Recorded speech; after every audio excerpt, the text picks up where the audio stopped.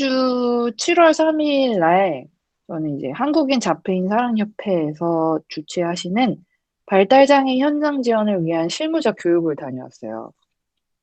그 음, 테마는 정신적 장애인의 비장애 형제 이야기라는 이제 테마로 좀 2시간 동안 또 강의도 하고 여러 질문도 받고 했는데 뭐 실무자 교육을 이렇게 각 잡고 실무자 교육을 나간 건 나는으로서도 처음이었기 때문에 그쵸. 꽤 여러 가지 준비를 했던 것 같아요. 음. 근데 실무자 실무자분들이 교육, 어떤 분들이시죠?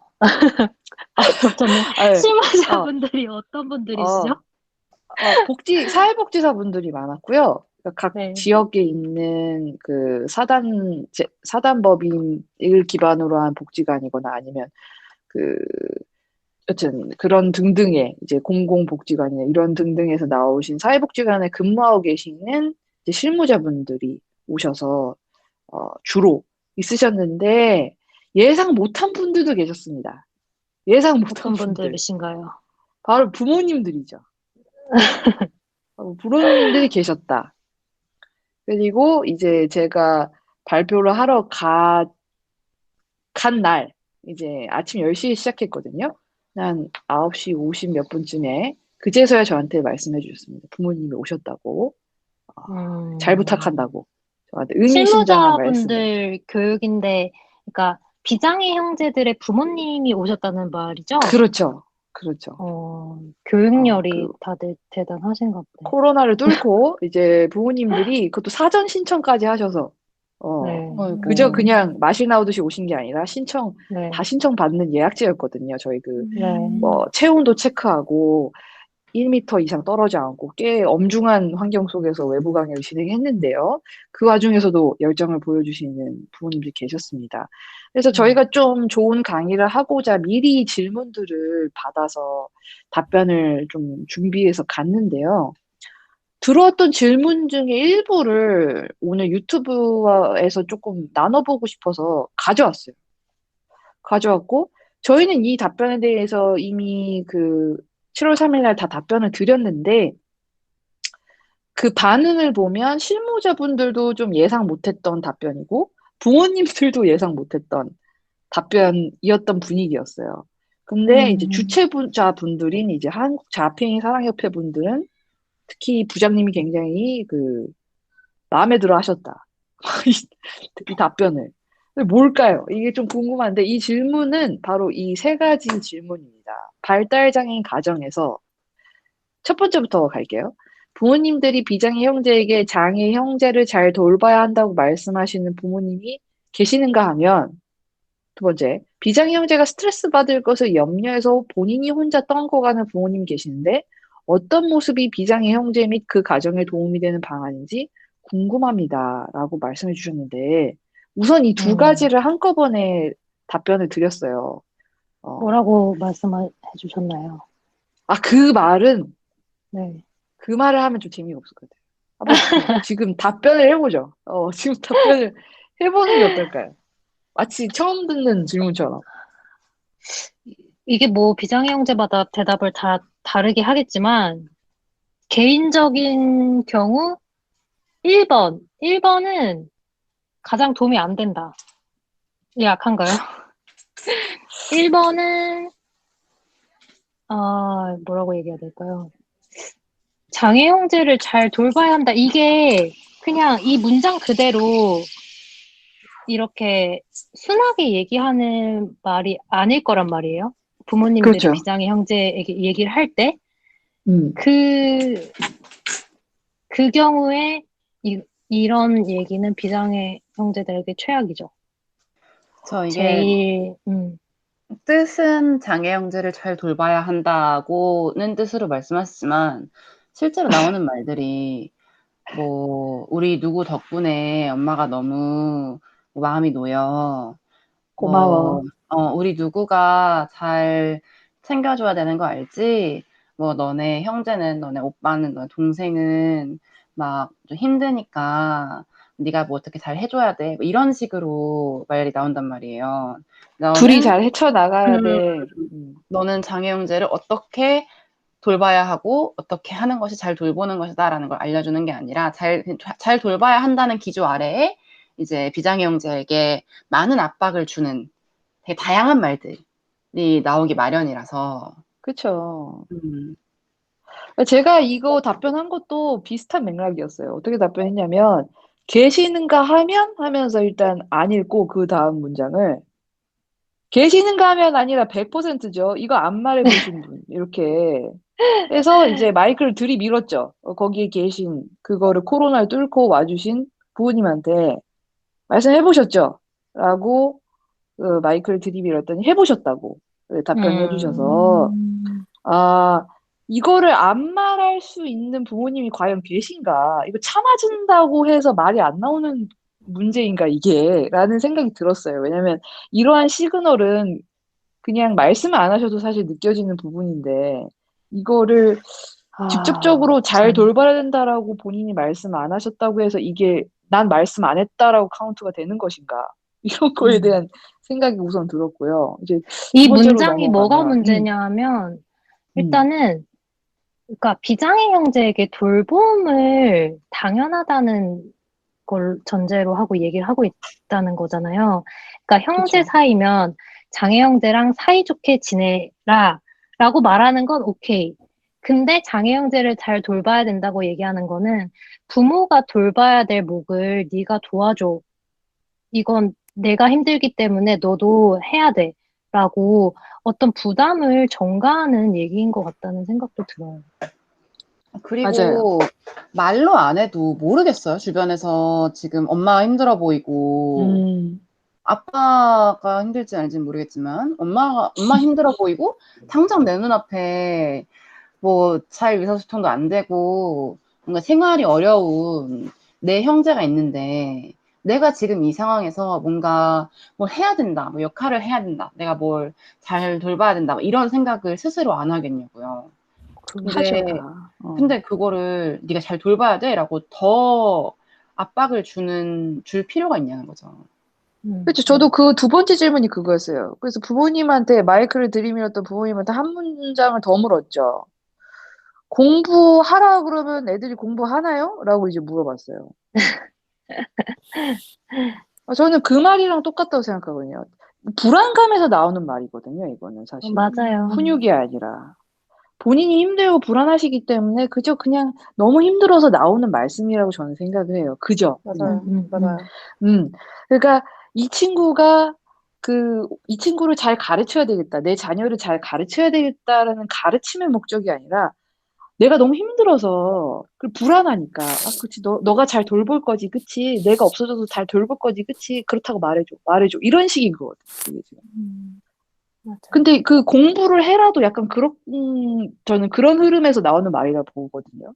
정말 그 공부를 해라라고 가르침을 말로써 가르친다고 해서 되냐고요, 공부가. 안 되죠.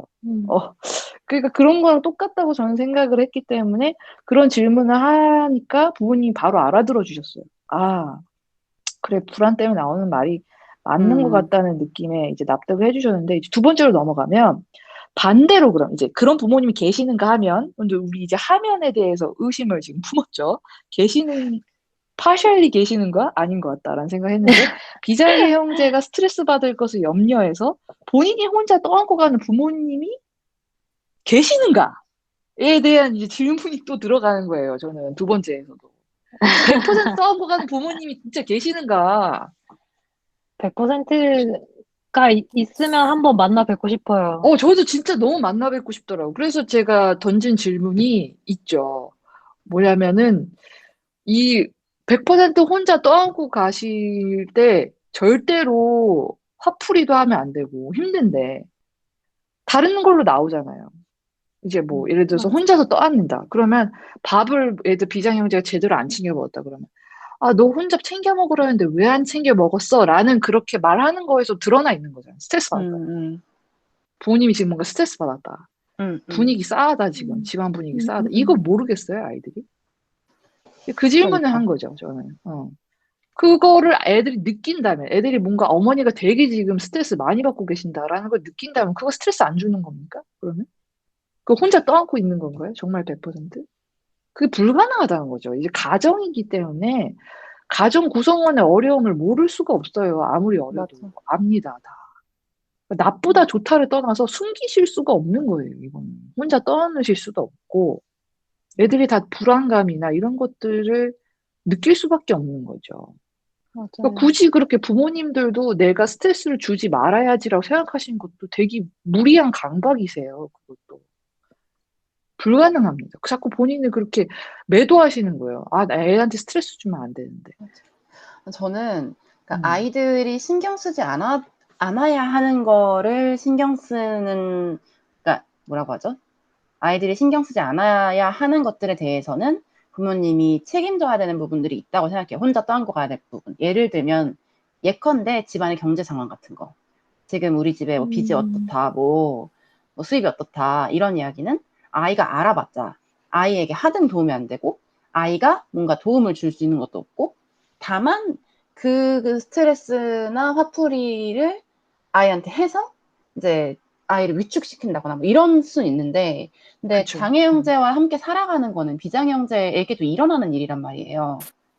그 그쵸. 장애 가정 속에서 장애 형제와 인터랙션을 해야 되고 소통을 해야 되고 같이 살아가야 되는 건 비장애 형제의 삶의 일부이기도 하기 때문에, 그것에 대해서 부모님들이 숨기고 막 나 혼자 이렇게 꽁꽁 가지고 가야지 이러시면은 그 비장애 형제들도 굉장히 이걸 어떻게 받아들여야 되지? 이 내 삶의 일부분을 내가 어떻게 이해하고 해석해서 어떻게 내 삶으로서 가져가야 되지를 모른단 말이에요. 그렇죠. 마치 이거는 그러니까 장애 형제를 잘 돌봐야 된다라고 강조하시는 것만큼 부자연스러운 일이에요. 이거를 굳이 맞아. 넌 몰라도 돼 하면서 음, 모든 자기 장애 형제에 관련된 일 다 애를 다 커트시킨다는 것도 저는 자연스러운 거라고 보지 않습니다. 그리고 이 부자연스러움은 다 부작용이 있어요. 부작용이 있고, 아이가 당연히 지금 딱 눈만 있어도 무슨 일이 벌어지는지 뻔히 보이는데, 넌 상관하지 마. 넌 저리 가서 숙제나 하고 있어라고 하면, 아이가 정말 편안함을 느낄까요? 그 상황에서? 음, 그러니까 저는 아닐 것 완전 같아요. 불안함 속에 살게 되죠. 나는 네. 집안의 분위기가 이렇고, 뭐, 내 형제가 어디 병원에 가고 부모님이 거기 따라가 있는데, 나만 지금 집에 있어. 나는 아무것도 모르고, 뭐, 음, 숙제나 하고 있어야 되는 상황이다 음, 하면은, 그 아이는, 그 아이의 불안감은 누가 케어를 해주나요? 그쵸. 저는 그거는 부모님은 그 맞아요. 아이에게, 뭐, 전혀 그 아이의 불안함이나 스트레스는 케어해주지 못하는 상황이에요. 음, 그래서 저는 그거를 그냥 대놓고 시그널을 주는 것 같아요. 너는 준 레귤러야. 너는 사실 정식 음, 멤버가 아니야. 이 가족의 정식 멤버가 음, 아니고, 넌 쩔이야. 맞아요. 넌 음, 프레임 밖의 사람이야. 넌 경계 인간이야. 음, 라고 시그널을 주는 거랑 저는 음. 같다고 생각합니다. 그러니까 음, 너는 이거 신경 쓰지 마라고 하는 게, 이거 그럼 내 일이 아니야? 내가 상관할 수 있는 일이 아니야? 음, 라는 의미니까 되게 집에서도 내가 있을 곳이 어디지? 라고 맞아요. 그렇죠. 의심하고 음, 반문하게 되는 거죠. 나의 있을 자리를. 그렇죠. 가족 내가 안에서 소외되는 맞아요. 느낌이 음, 음, 맞아요. 내가 마땅히 있어야 생기니까. 할 자리가 없고, 내가 대가를 치러야 그 자리가 나한테 오는 거구나. 이런 시그널이 되는 겁니다. 그래서 그 반작용이 뭐냐면 장애 형제를 돌보는 일에 몰두를 하게 되죠. 그렇죠. 음, 아니면 왜, 엄마를 돕는다거나. 그렇죠. 음. 어떻게든 내 그래서 자리를 만들어가고 싶은 거예요. 그래서 1번이랑 말씀해 주세요. 2번이 그 지금 계시는가 하면 이런 분도 계신데 라고 전혀 다른 두 가지인 것처럼 질문을 주셨지만, 맞아요. 맞아요. 전혀 동떨어진 모습이 아니고, 음, 이 비장애 형제에게 장애 혼재돼 형제를 잘 있죠. 돌봐야 한다 음, 하고 이 무조건적인 보호자의 모습만 강요하는 것도, 비장애 형제에게 이건 네 일 아니니까 신경 쓰지 마라고 하는 것도 비장애 형제가 스스로의 정체성을 잘 받아들이지 못하게 하는 행동들인 거예요. 그리고 뭐 당연히 동시에 나타날 수 있죠. 그쵸. 너는 장애 형제를 여기까지는 케어를 네가 해. 뭐 네가 뭐 등하교는 네가 시켜줘야지. 근데 음, 뭐 얘랑 관련된 장애 형제랑 관련된 뭔가 중요한 문제에 있어서는 너는 나서지 마, 네 일 아니니까. 이런 식으로 나올 음. 수 있는 거예요. 그럼요. 혼자 할 수 음, 있습니다. 이게. 맞아요. 혼자 하는 게 대부분의 가정이세요. 맞아요. 왜냐면, 음, 그러니까 이거는 이거 5어 이렇게 이거 아니면 이거 이렇게 옵션으로 나눌 수 있는 문제가 아니에요. 둘 다 부자연스러운 일이고 둘 다 정답도 아니고 이거는 그냥 방안도 아닙니다. 가정에 도움이 되는 방안인지 궁금합니다라고 하셨는데 가정에 도움되는 방안이 둘 다 아니에요. 제가 봤을 때는 둘 다 아니고 불가능해요. 이거를 또 두 번째를 혼자 떠안으실 수 있다? 이건 불가능합니다. 아이를 완전히 따로 살지 않는 이상 비장 형제 완전 따로 살고 그러면 또 거기에 대한 부작용이 있겠죠. 근데 완전 그러지 않는 이상 혼자 떠안고 있다? 이거는 불가능한 얘기라고 저는 생각이 맞아요. 들었어요. 그렇게 답변을 드렸고 근데 그거에서 하나 더 얘기하고 싶은 게 네. 이제 비장의 형제가 스트레스 받을 거를 염려해서 부모님들이 비장의 자녀에게 장애에 대해 설명해 주지 않는다. 숨긴다. 이런 거 그런 경우 많죠. 그런 경우를 당연히 비장의 자녀들도 눈치를 채거든요. 그 네. 아이들도 다 생각이 있고 감정이 있고 이제 주위 상황이 어떻게 돌아가는지 대충 눈치를 다 채는데 그럼요. 근데 뭔가 이상한 게 있는데 이걸 설명을 안 해준다? 그러면 이게 내 마음속에서 엄청나게 커다란 물음표로 남음과 동시에 이거는 어디 가서 말하면 안 되는 비밀 같은 거구나. 우리 가정에는 비밀이 있구나. 라는 생각을 하면서 자라게 돼요. 그래서 나의 일부분을 계속 숨기면서 살아가는 것 같다는 감정을 되게 많은 비장의 형제분들이 말씀을 해주셨어요. 맞아요. 내가 문제 해결을 할 때 어, 접근법이 회피가 되는 거예요. 다른 숨기고. 사람을 대할 때도 그쵸. 나는 나의 일부분을 숨기고 대한다. 나는 거짓말을 하고 있다. 라는 근데 또 거기에 감정들. 대한 죄책감도 맞아요. 음, 말씀하신 대로. 음, 거기에 대한 죄책감도 어마어마하니까. 평범한 사람보다 더 죄책감이라는 감정에 민감하니까. 음, 문제가 크죠. 나중에 성인이 돼서도 관계 맺기에 굉장히 어려움을 느끼신다는 비장 그쵸, 형제분들이 많았죠. 그쵸. 그래서 어느 1번도 2번도 말씀하신 대로 도움이 되는 방안은 아니다. 그쵸. 음. 반대로 그러면 도움이 되는 방안에 대해서 말씀드리고 싶은데, 어떠세요? 어떤 게 장애 형제에 대해서 뭔가 설명하거나 아니면은 장애 형제를 대하는 방식을 내가 부모님이 훈육하고 싶을 때나 이럴 때는 무슨 스탠스가 가장 좋은 방안이라고 생각을 하세요? 일단은 1번 같은 경우는 말 안 해도 부모님께서 장애 형제를 잘 돌보시면 비장애 형제가 보고 배워요. 어. 정답이다. 그쵸. 정답이야. 진짜 정답이다. 응. 그러니까 부모님이 하는 태도를 자식들이 보고 배우기 때문에 굳이 장애 형제를 잘 돌봐야 된다. 불안 속에서 그런 말씀을 하실 필요가 전혀 없고, 그냥 부모님들이 행동으로 보여주시면 되는 부분인 것 같아요. 다른 육아도 마찬가지입니다. 책 읽는 아이를 만드시고 싶으시면 스마트폰을 보시면 안 되고 책을 읽는 모습을 보여줘야 아이가 책을 읽는다는 연구 결과도 있죠. 그것처럼 일맥상통하는 것 같아요. 아이들은 언어로 이걸 해라라고 해서 가르치는 그 효과보다도 보여주시는 게 훨씬 더 효과적이라고 생각이 듭니다. 왜 아이들이 예뻐 예뻐 배울 때 있잖아요. 3-4살 때. 아이 예뻐 예뻐 해줘야지 할 때 이제 예뻐 예뻐 배우잖아요. 이제 그런 식으로 하면은 전혀 그 다음에 예뻐 예뻐라고 해줘라고 얘기도 안 했는데 자기보다 뭔가 작은 생명체가 다가오면 예뻐 예뻐 해주는 애들의 모습이 있거든요. 근데 그런 식으로 저는 배운다고 생각이 들어요. 그리고 제가 네, 생각했을 때, 두 번째 거를 먼저 얘기를 해보면, 네, 그러니까 비장애 형제가 스트레스 받을 걸 염려해서 본인이 혼자 떠안는다. 그러니까 비장애 형제에게 뭐 어떤 소통을 안 한다는 의미인 것 같아요. 비장애 형제에게 이게 네. 어떤 상황인지 설명도 안 해주고 이런 상황인 설명 것 안 같은데, 한다. 이런 경우는 비장애 형제가 더 불안해하고 더 소외감을 느낄 수 있기 때문에 비장애 형제가 듣고 싶어 하는 정보를 충분히 알아들을 수 있게 줘야 된다. 맞습니다. 네. 특히 이게 내 장애 형제는 도대체 어디가 아픈 것인가에 대한 의문일 때는 그 아이가 너무 어려서 100%못 알아듣는 건 상관이 없어요. 그건 상관이 없습니다. 하지만 관련돼서 정확한 워딩으로 알려주시는 게 좋다고 저희 책에도 저희가 써놨고 많이들 추천하고 있는데 너무 어렵지만 않은 단어라면은 그대로 그냥 사용하셔도 나쁘지 않을 것 같아요. 왜냐면 아이는 뭔가 설명을 받았다라는 느낌이 중요한 거지, 실제로 설명이 100% 이해해서 뇌 신경 전달물 중에서 세로토닌이 어쩌고저쩌고 이걸 이해하고 싶은 게 아니거든요, 아이는.